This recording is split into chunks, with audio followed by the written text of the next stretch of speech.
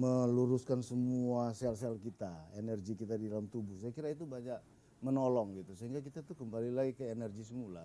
Oke, kalau Mas Dwiki yang secara realnya seperti apa? Sebetulnya kan keluarga itu kan juga banyak ibu, saudara-saudara semua ya. Selain doa itu tadi dorongan support dari mereka itu sangat berarti gitu, karena kerja kita juga untuk mereka juga sebetulnya. Jadi ada satu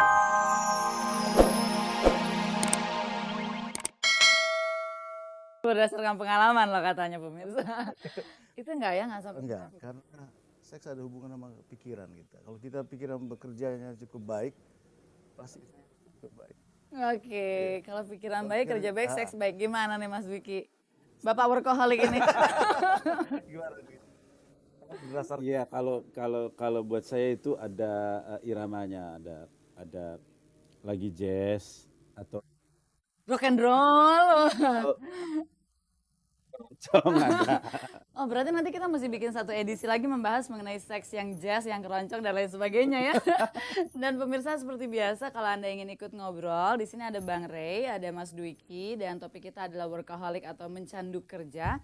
Anda bisa hubungi kami di 3914601 atau yang di luar Jabodetabek 3914603. Kita tunggu teleponnya masuk ya. Terus tadi bicara soal seks yang keroncong, yang jazz dan lain sebagainya. Oke, saya angkat telepon dulu. Save by the bell ya. Saya angkat telepon dulu. Halo? Halo? Halo? Selamat malam. Halo? Ya, selamat malam. Oh iya, selamat pagi. Aduh, saya yang salah, mohon maaf. Dengan siapa ini? Ya, dan Fajar Balikpapan. Oh, di Balikpapan dengan Pak siapa? Fajar. Pak Fajar, oke. Mungkin ada yang mau ditanyakan atau disampaikan? Saya mau tanyakan gini, biasanya kan workaholic itu kan apa ya, pengen menyelesaikan masalah itu tuntas gitu ya. Ya. Kalau misalnya ada suatu masalah, kayaknya nggak mau ditunda-tunda gitu loh. Nah itu kan yang namanya kita bekerja itu kan ada rekan-rekan yang lain gitu loh. Nah kira-kira menurut Mas Raistati ataupun Mas Diki, kira-kira gimana kita apa ya untuk mengatasi teman-teman yang lain gitu loh. Oke, kita Ngerti kan kan Mbak Peggy? ya. Ngerti kan Mbak Peggy? Suaranya tadi agak kurang jelas, saya ngerti tapi gimana, takut agak jadi bagaimana? Gini, kita kan bekerja itu kan pengennya selesai Ya. masalah ya. Ya. Nah, tapi kan kita punya teman-teman yang lain dalam satu pekerjaan kan ada rekan. Oh, oke, ya. Ya, ya. Oke. Terima kasih. Assalamualaikum. Ya, terima kasih Pak Fajar, kita kasih kesempatan ya. Jadi begini, menurut Pak Fajar itu biasanya orang-orang yang workaholic, mungkin Pak Fajar ini salah satu orang yang workaholic. Kalau nyelesain pekerjaan maunya sempurna dan tuntas. Tetapi kan kita punya teman-teman yang lain yang mungkin kapasitasnya tidak sama dengan si para workaholic ini. Gimana cara mengatasinya agar orang-orang yang berada di sekitar Bang Ray atau Mas Dwiki itu bisa ikut serta di dalam ritme kerja Bang Ray dan Mas Dwiki? Gimana Mas Dwiki? Kalau saya dalam suatu pekerjaan ada kadang-kadang kita posisi lagi jadi leader ya. Tapi ada juga lagi jadi yang sejajar aja dengan teman-teman yang lain. Itu agak berbeda. Kalau umpamanya saya lagi jadi leader gitu, ya itu kita harus tunjukkan, saya harus mencoba menunjukkan leadership saya di situ dan apa visi-visi saya dalam kerjaan yang itu gitu. Tapi kan mungkin mereka tidak punya kemampuan yang Iya. mengikuti si workaholic ini gitu. Emang pasti nggak sama dan seringkali saya Jengkel-jengkel terus stres ya. jengkelnya beda waktu saya juga ada dalam posisi yang sejajar dengan mereka.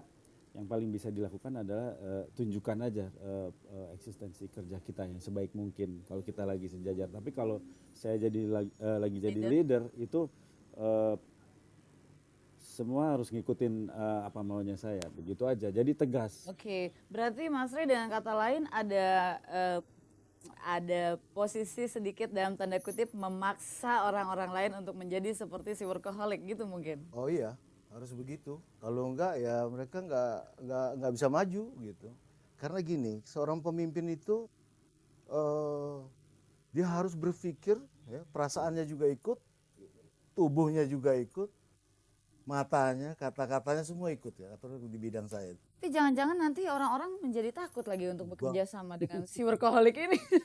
Enggak, saya kira memang sih kalau waktu saya mengajar anak-anak kecil di Pondok Pucung, itu memang wah ini gaya Jepang nih katanya gitu. Waduh. Ya kalau enggak gitu kapan kita maju gitu. Sebab kebiasaan malas ini buat saya deh penyakit Nusantara ini dua. Saya suka sebut bonglas, sombong dan malas. Ini bahaya buat saya. Jadi kalau tidak melalui suatu kerja keras atau gila kerja, dihilangin ini dua ini. Sehingga kita habis itu teratur. Ya. Saya kira itu. Tapi kalau Bang Rey sama Mas Dwiki tadi bilang gila kerjanya dari zaman dulu, mungkin dari sebelum punya istri, punya anak, mungkin tidak terlalu menjadi masalah karena tidak ada keluarga. Setelah ada keluarga kan mungkin ada benturan-benturan. Itu biasanya benturan seperti apa yang terjadi karena masalah workaholic ini? Waktu ya, waktu ketemu, waktu kadang-kadang lagi kita diperluin istri mau curhat gitu, kita nggak ada terus gitu.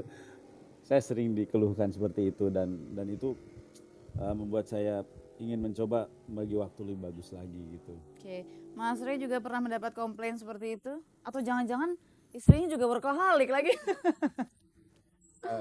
Kerja saya tuh lupa makan kadang-kadang. Jadi istri saya tuh langsung bawa makanan ke tempat saya kerja gitu. Bukan, disuapin. Saya pelototin aja, saya lagi kerja ini. Gitu. Tapi kamu lupa makan, belum makan. Dan nanti ada waktunya gitu. Karena kadang-kadang kerja lebih enak dari makan. Waduh, Gitu. padahal kerja buat cari makan ya Mas? Oke, jadi gimana menyelesaikan masalah dengan istri? Atau sampai hari ini masih ada benturan-benturan karena punya habit workaholic itu? Doa itu meluruskan semua sel-sel kita, energi kita di dalam tubuh. Saya kira itu banyak menolong gitu, sehingga kita tuh kembali lagi ke energi semula. Oke, kalau Mas Dwiki yang secara realnya seperti apa? Sebetulnya kan keluarga itu kan juga banyak ibu, saudara-saudara semua ya. Selain doa itu tadi dorongan support dari mereka itu sangat berarti gitu karena kerja kita juga untuk mereka juga sebetulnya. Jadi ada satu ambience yang sama lah di antara keluarga yang itu membuat tetap kita bersemangat. Gitu. Tapi akhirnya nih setelah menjadi seorang workaholic, memiliki kehidupan seperti yang sekarang ini, kira-kira menurut Bang Rey sama Mas Dwiki sendiri, apakah workaholic itu sesuatu yang kurang baik atau normal-normal aja atau gimana? Karena biasanya kalau ada sesuatu yang namanya gila atau mencandu tuh harus agak diantisipasi tuh Mas. Saya pikir ya setiap manusia itu kan jalannya berbeda-beda. Mungkin bagi saya ini suatu proses karena ada tanggung jawab yang lebih kali ya dari satu lingkungan sehingga kita harus berpikir secara serius gitu. Saya kira itu aja, ini perjalanan. Kita juga semua mati nanti kan. Oke. Gitu. Mas Dwiki sendiri gimana? Tentunya sehubungan dengan bahwa Anda sekalian ini juga punya keluarga gitu. Ya saya sekarang semakin sadar bahwa hidup ini butuh balance, butuh keseimbangan. Di satu sisi ada rasa, di sisi lain ada rasio. Rasa dan rasio itu akan menimbulkan satu keseimbangan apabila kedua-duanya seimbang. Dan kalau seimbang kita bisa jadi orang-orang yang beriman. Oke. Untuk meminimalisir kadar workaholic itu tentunya dibutuhkan orang-orang terdekat untuk mengingatkan, mungkin seperti itu, menyuapi, mengkomplain, begitu nggak?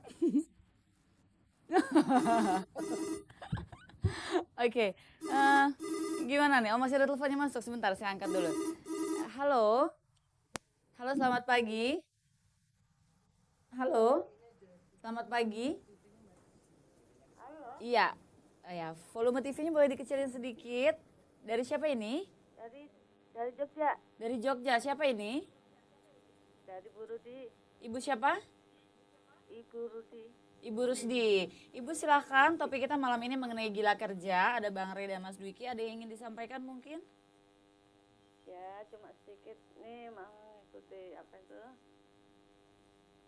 Mau nanya Pak Roy aja dah. Iya, bisa lebih cepat sedikit Ibu, maaf kita punya keterbatasan waktu. Selamat malam Pak Roy. Ray saya tapi. Mau nanya ini masalah kerja itu Pak Roy. Kenapa Bu? Kok sampai, halo Pak Iya ya. Iya, silakan Ibu.